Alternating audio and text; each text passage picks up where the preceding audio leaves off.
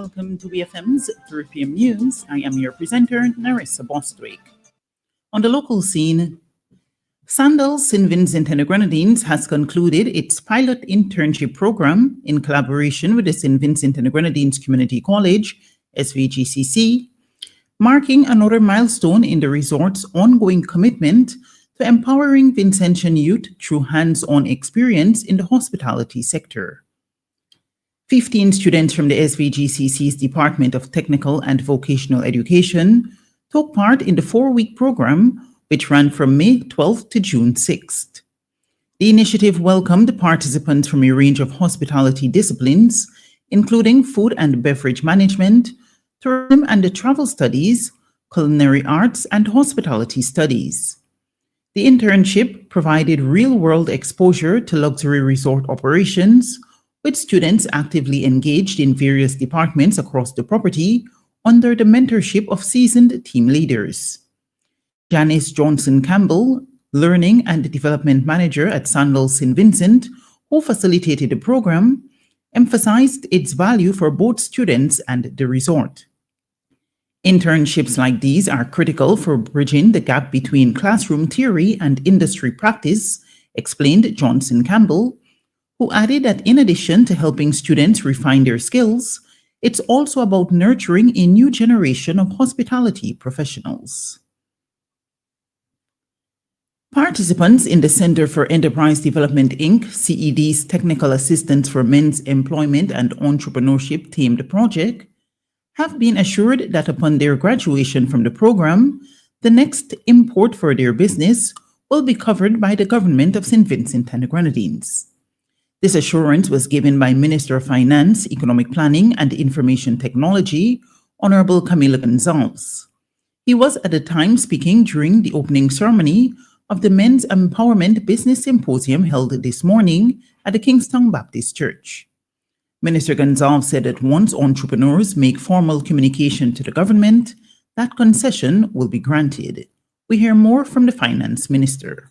We want to support entrepreneurship in multiple ways, not just with prime, not just with incentives, not just with training, but with holding you up as an example. We want you to know that once you have completed a CED program, the next thing you want to import is on us as the government. So you write the government, you say, I want to bring in my tools, I want to bring in my equipment, and I have graduated from this particular CED program. Put it in the letter. Put it in the letter. And the next thing you bring in, that's on us. That was Minister of Finance, Economic Planning and Information Technology, Honorable Camilo Gonzalez. The Technical Assistance for Men's Employment and Entrepreneurship themed project includes a series of training, mentorship, and financial assistance. The CED says since its launch in March, the activities executed thus far have been well received and attended by over 40 participants. On June 17th, police arrested and charged Roberto Prince, a 45-year-old self-employed resident of Redemption Sharps, with the offenses of wounding and criminal trespass. According to investigations, the accused unlawfully and maliciously wounded a 21-year-old technician of the same address by shooting him on the right side of his lower back with a gun. He was further charged with entering the dwelling house of a 49-year-old self-employed resident of the same address as a trespasser, and at the time had a gun and offensive weapon. The offenses were committed in Redemption Sharps on June 15th. Prince appeared before the Bible Magistrate Court on June 18th. He was not allowed to plea as the matter is an indictable offense. Composite bail was granted to him in the sum of EC $8,500 with one surety. He was ordered to surrender all travel documents and the stop notices were placed at all ports of entry. He was also ordered not to have any contact with a complainant. The matter was adjourned and transferred to the Serious Offences Court for a hearing on June 25th. On to regional news.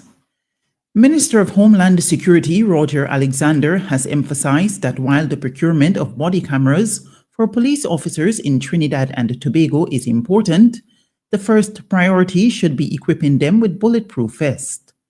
Speaking to reporters after Tuesday's official ceremony for incoming Commissioner of Police Alistair Guerrero, Minister Alexander promised value for money as he guaranteed officers will be provided with the best available equipment. Minister Alexander pointed out that all bulletproof vests currently in use by officers are outdated, noting that greater focus will now be placed on officer safety. He said officers must feel the support and the protection of the organization before they are expected to perform their duties to the best of their ability. Minister Alexander reiterated that emphasis is still being placed on the acquisition of body cameras to alleviate concerns of members of the public. A government study has found that at least 95% of inmates convicted of violent crimes in Barbados are reading at the level of a 3-year-old, raising serious questions about the connection between literacy and criminal behavior. Director of the Criminal Justice Research and Planning Unit, Cheryl Willoughby, revealed the data during a recent broadcast of GIS in Focus, where she warned that the education system is missing opportunities to catch and support students with learning difficulties before they end up in the justice system. Her comments come at a time when education officials are acknowledging that literacy remains a concern, revealing that while recent national exam results have shown some improvement, many students, especially boys, continue to struggle. According to Barbados Today, ministry officials have since pointed to the need for continued literacy support and early intervention initiative to tackle the issue. However, Willoughby argued that these gaps must also be taken into consideration when the conversation about crime prevention is being had. On to news on the international scene. Foreigners seeking to study in the United States will be required to make public their social media profiles to allow screening for anti-American content under new State Department guidelines released on Wednesday. The State Department had temporarily paused issuing visas for foreign students at the end of May, while it came up with a new social media guidance. It will now resume taking appointments. The enhanced social media vetting will ensure we are properly screening every single person attempting to visit our country, a senior State Department official said. The official said U.S. consular officers will conduct a comprehensive and thorough vetting of all student and exchange visitor applicants. To facilitate the screening, student visa applicants will be asked to adjust the privacy settings on all their social media profiles to public, the official said, according to a report by AFP News. And finally, the news at this hour. Hurricane Eric, a Category 3 storm, has made landfall on Mexico's Pacific coast, the U.S. National Hurricane Center says. Eric hit the extreme west of Oaxaca state early today with maximum sustained winds near 125 miles per hour, shortly after being downgraded slightly from an extremely dangerous Category 4. According to BBC News, forecasters warned of its destructive winds and said it could cause life-threatening flooding in Oaxaca and neighboring Guerrero before moving inland over southern Mexico, where it is expected to weaken rapidly.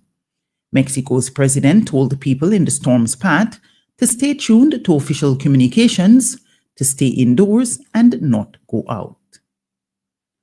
This has been WeFM's 3 p.m. News. I have been your presenter, Narissa Bostwick. Do join us at 5:30 p.m. when we will bring you our next newscast.